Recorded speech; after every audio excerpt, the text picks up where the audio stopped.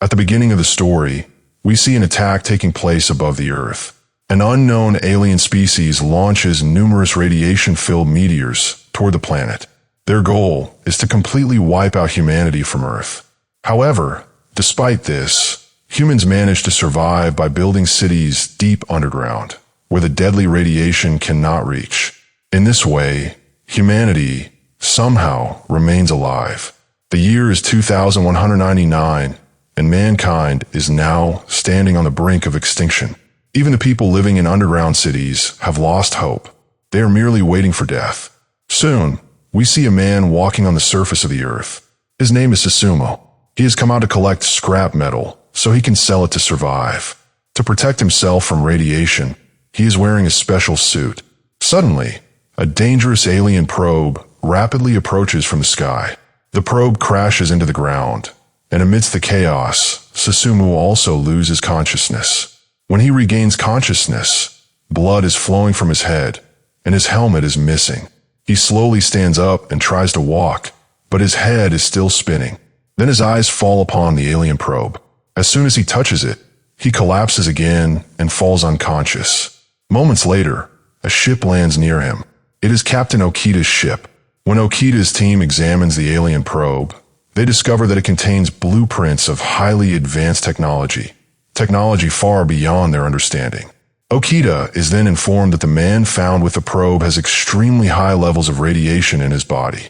One crew member even says that there is no hope for his survival. But while they are still talking, Susumu suddenly storms into the room, screaming loudly. The doctors and guards try to stop him. Susumu accuses Okita, saying that during the previous battle, Okita used his brother's ship as a shield and then ran away to save himself. Sometime earlier, Susumu's brother, Commander Kodai, was fighting enemies in his battleship.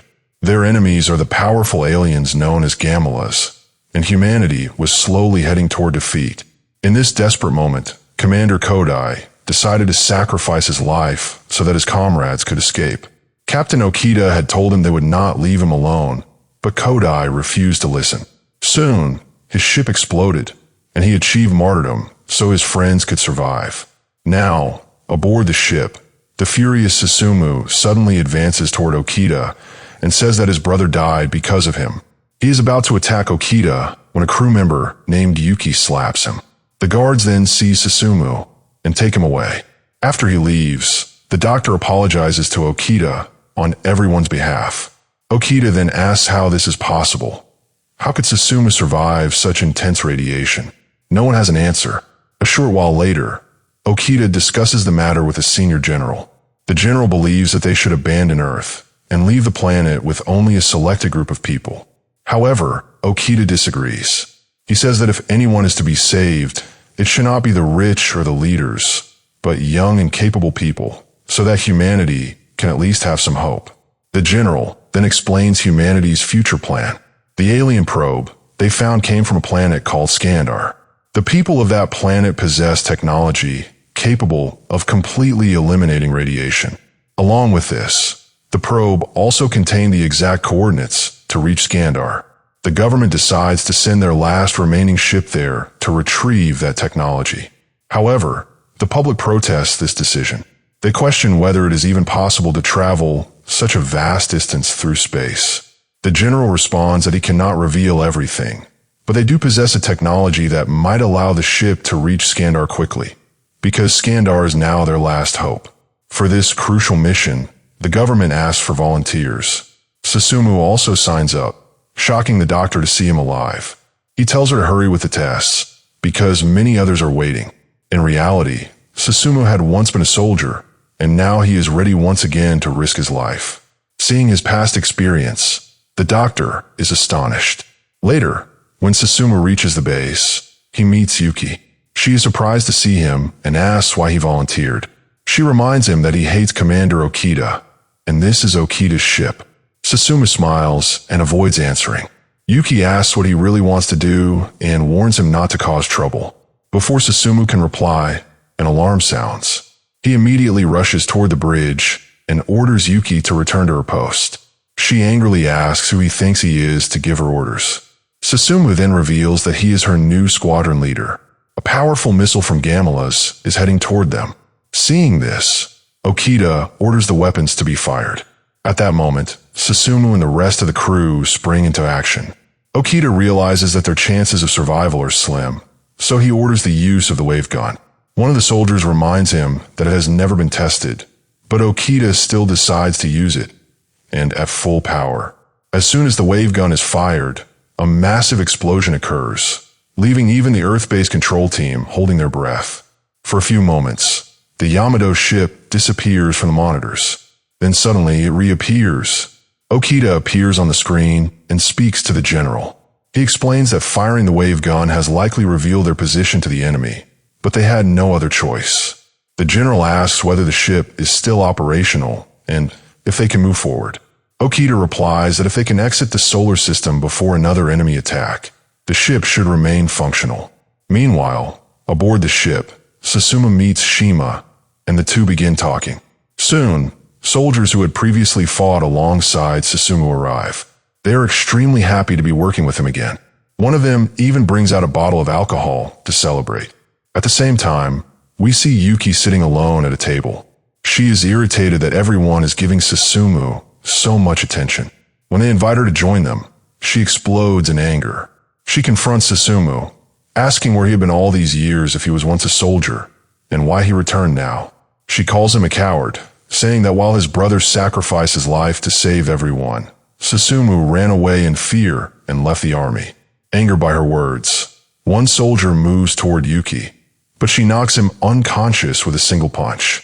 Soon after, Okita orders all crew members to prepare to leave the solar system. Breaking through the space barrier, the ship finally exits the solar system. At last, they reach their destination without damage to the ship, but their joy does not last long.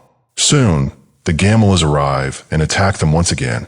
Susumu then orders the wave gun to be used again, but some soldiers informed him that the wave gun could not be used again immediately, as it required time to recharge. Okita said it would take another 20 minutes to fully charge. Until then, he ordered Susumu to quickly attack the enemy engines so they would not be able to pursue them. Susumu then gave orders to the crew called the Black Tigers. However, Yuki had already taken a ship and gone out to confront the Gamela's forces. Outside, Yuki launched an attack and managed to hold them off for quite some time. But when Susumu tried to contact her, he learned that after her ship was hit, she had lost consciousness. Eventually, Yuki regained consciousness and reported that debris had destroyed her engines. She said she would not be able to return with them and told Susumu to leave her behind and move forward. But Susumu could not accept that. He took out another ship and headed toward Yuki. When he reached her ship, he told her to jump on a signal. At the same time, they saw a massive enemy force advancing toward their main ship. Okita ordered an immediate attack on the enemies. Meanwhile, Susumu moved very close to Yuki, and as soon as he gave the signal, she jumped onto his ship. On the other side, Okita devised a brilliant plan. He said that as soon as the enemy got close, they would pretend to attack, and then roll to the side to escape. He warned the entire crew to be ready. After evading the enemies, they would return to the solar system along with Susumu and Yuki. Within moments, as the enemies approached, they acted as if they were attacking, then quickly slipped away to the side. At the same time, Susumu and Yuki managed to get back inside the ship. Susumu carried Yuki in his arms as he ran inside. As soon as she was brought in, she was placed on a stretcher and taken for medical treatment. After that, Okita came to Susumu and told him that because of his recklessness, everyone's lives had been put in danger. Susumu replied that this was how he worked. He never leaves any of his comrades behind to die, unlike Okita. Hearing this, Okita became furious and had Susumu thrown into jail. A short while later, Chief Takugawa came to visit Susumu in jail and began mocking him. Susumu was already angry because, according to him, what he did was absolutely right. Seeing him, Takugawa said that Okita, too, had been just like Susumu when he was young. At that moment, the doctor arrived, and Susumu asked about Yuki's condition. The doctor said that she was now out of danger. Then the three of them sat together and drank alcohol. During this, the doctor told Susumu that during the previous war, Okita had been forced to make an extremely difficult decision. In fact, Okita's own son had also participated in that battle. His ship and entire crew never returned. Soon after, Okita announced that they were about to leave the solar system. They were heading to a place where no human had ever gone before, and they might never be able to contact the people of Earth again. Therefore, he asked the entire crew to speak with their families one last time. One by one, everyone made their calls. Finally, it was Susumu's turn. He was taken out of jail and brought to the communication room. At the same time, Yuki walked out of her room, and Susumu asked if she was feeling okay. But Yuki was still very angry with him. She said she would rather die than risk the mission like that. Susumu gently touched her nose and told her to calm down. Later, in the cafe, Shima asked Yuki if she knew where Susumu was. Yuki replied that he was in the communication room sending a message to his family. But Shima said, "What family? Susumu has no one left in this world. His entire family was killed in a bomb explosion, and later his brother was also martyred. Since then, Susumu has been completely alone. After that day, he left the military. Meanwhile, Susumu was sitting completely alone in the message room. Even if he wanted to send a message, who would he send it to? Eventually, his time ran out. Just as the crew was about to leave the solar system, they suddenly spotted a Gamela's fighter ship nearby. They noticed that it was not attacking. Okita ordered that the ship be brought inside so it could be inspected. Later, Okita underwent a medical test, and the doctor revealed that his illness had worsened. He did not have much time left. On the other hand, the rest of the crew was inspecting the alien ship. Suddenly, its alien pilot regained consciousness and launched an attack. He took control of a man named Sato. The alien then revealed his name, Dessler. Susumu asked him why they were attacking Earth. Dessler laughed and said they were not attacking Earth, but simply making it better. At that moment, Yuki entered the room, and Susumu shot Sato with his stun gun, forcing the alien to immediately leave Sato's body. After that, everyone gathered in the cafeteria, where Sato was groaning in pain, making the others laugh. Later, Susumu went to speak with Okita. Okita asked him if he could become the next captain. Mamoru was originally supposed to be the next captain, but now Okita wanted Susumu to take that role. Susumu clearly refused, saying he could not work according to Okita's way. Okita replied that Susumu should do things however he believed was right. Then Okita picked up the radio and announced that from now on, Susumu would be the next captain. Suddenly, the Gamelas launched another attack, and the entire crew prepared to respond. At that moment, the alien ship began to glow. In reality, it had revealed their location to the Gamelas. Susumu took command at the critical moment and issued orders to everyone. Then Endo reported that the elevator was malfunctioning and that everyone was trapped there. Susumu ordered them to stay where they were. He then prepared the wave gun and fired a powerful blast, destroying the enemy ship. But soon they realized that they were also being attacked from below. Susumu noticed that the attack was aimed at the third bridge. Hesitating slightly, he asked Yuki to handle it. Yuki fired at the third bridge, and the shot went straight into the enemy ship. After this, Susumu went to Okita and reported everything. In reality, 6 crew members had died at the third bridge, and now Susumu felt that he was not worthy of being captain. Okita asked him why he had returned. Susumu replied that he wanted to see what kind of man Okita truly was, and he also wanted to see Earth green and alive once again.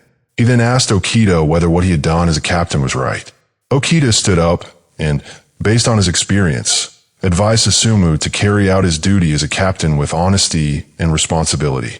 Then Okita said that there was one very important thing he wanted to tell him. After speaking with Okita, Susumu stepped outside, where Yuki appeared in front of him. She was deeply saddened by what had happened at the third bridge. Susumu apologized to her because she had carried out the attack on his orders. But Yuki said that he had only done his duty. As she said this, she began to cry. She had attacked her own people, and now she could not live with that regret. Susumu immediately hugged her, and the two kissed each other. Suddenly, an announcement was made that the ship was about to leave the solar system.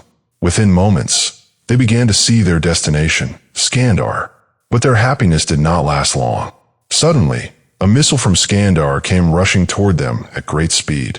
To make matters worse, their wave gun was still not fully charged. Then, suddenly, the missile split into 4 parts, and Susumu ordered all the guns to fire at once. The entire crew launched a combined attack, but even that was not enough. Susumu then decided to retreat back into the solar system. However, by doing so, they once again moved away for Skandar. Later, when they analyzed the missile, they realized that it was actually a Gamala's missile.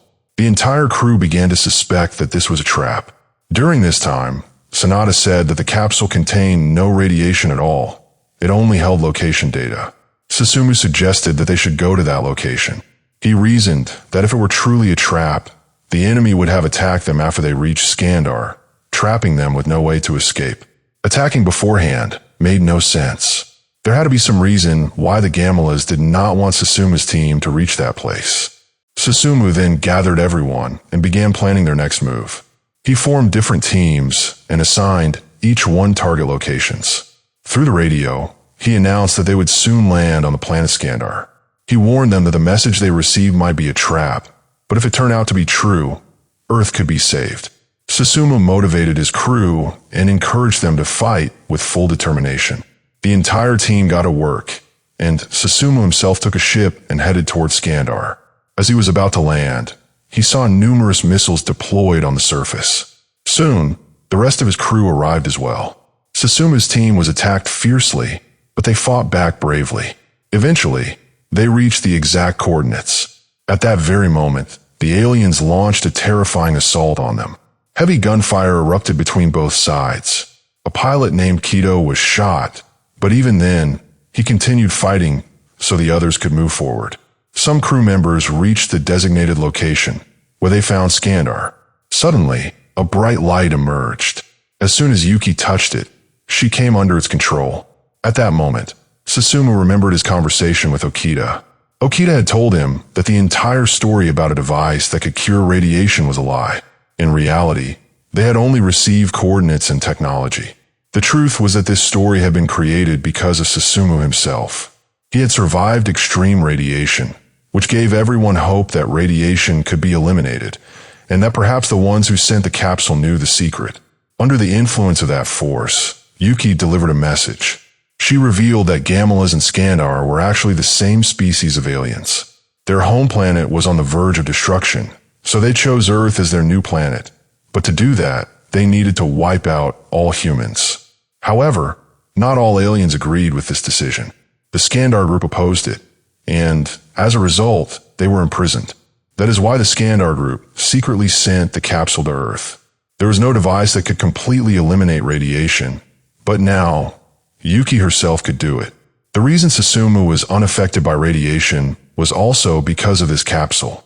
Suddenly, a powerful energy burst out from Yuki's body, erasing all the radiation in the area. When they breathed without masks afterward, they realized that the radiation was completely gone. Moments later, the energy left Yuki's body, and she collapsed unconscious. The crew moved forward, but once again, the Gamalas launched a massive attack. At this point, Saito and Sada decided to stay behind so that Susumu and Yuki could escape. Susumu refused to leave them, but Sada did not listen. When Susumu and Yuki got outside, they saw that all the other crew members had been killed. Inside, Saito and Sada fought until their very last breath. Eventually, both were shot. However, Sada had already planted a bomb, killing many Gamalas before dying. Susumu and Yuki witnessed the explosion from their ship. Eventually, they returned to their battleship Yamato and told Okita everything. Okita was now extremely ill. He advised Susumu to think carefully before making any decisions.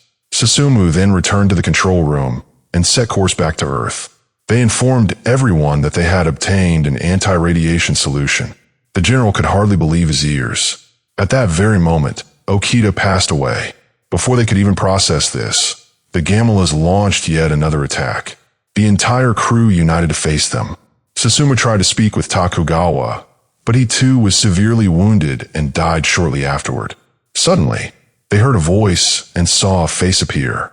The figure said that they had not come to take over Earth, but they could not return it either. Then the figure disappeared, and the crew realized that a massive explosion was about to occur outside the ship. In reality, it was a gigantic nuclear reaction that could destroy the entire Earth. But Susumu still refused to give up and try to stop it. He asked whether they could use the wave motion gun. He was told that the ship had suffered serious damage. If they used it, the Yamato itself would be destroyed. Susumu then asked how many shots they could fire with the remaining power. He was told that even a single shot would completely destroy Yamato.